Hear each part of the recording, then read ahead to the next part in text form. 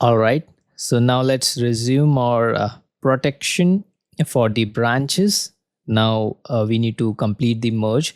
I'll In the previous tutorial we have seen we couldn't commit directly to the main branch. I'll create one feature branch.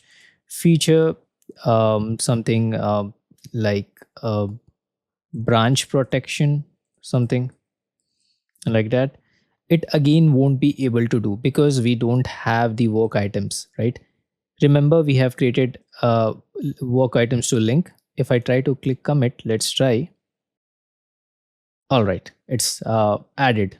Looks good.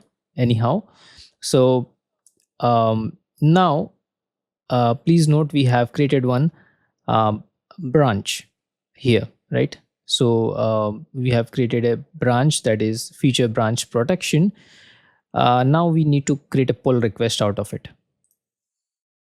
So if we look here, we have create pull request, right? So before creating pull request, okay, let's try it out. The pull request.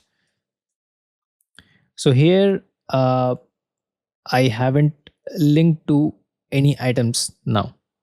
So because I haven't created the workboard, like the board, Azure board, let's click on create. And there we go. We are facing trouble. Remember, previously as mentioned, like we have enabled work items must be linked. Why this error is happening? Let me show you. I'll go to project settings. I'll go to repositories then. I'll go to policies. If I scroll down, open default branch. And here, if you look, check for linked work items. Remember, we have toggled this on.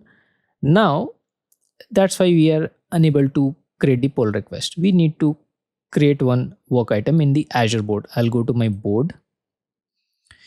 New work item. I'll create one task, and the task will be like the creation of dummy file. Create a dummy file.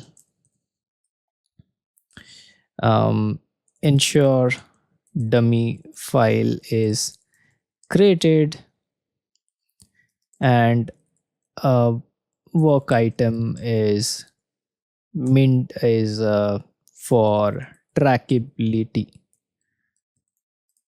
Looks good. I'll click on save. Let me assign it to myself. I'll do say doing because I'm actually doing the task. Now I have created the work items. Now I'll go back to my pull request. Let's go back to my pull request.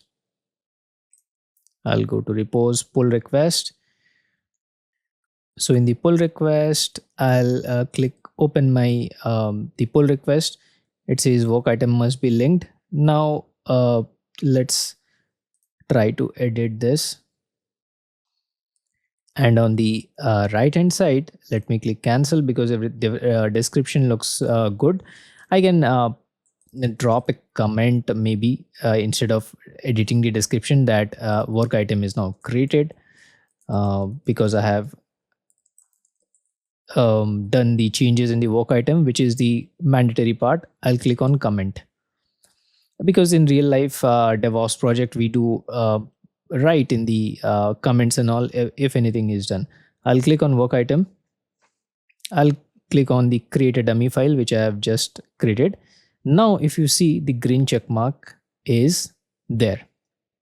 So now one can easily complete the merge process.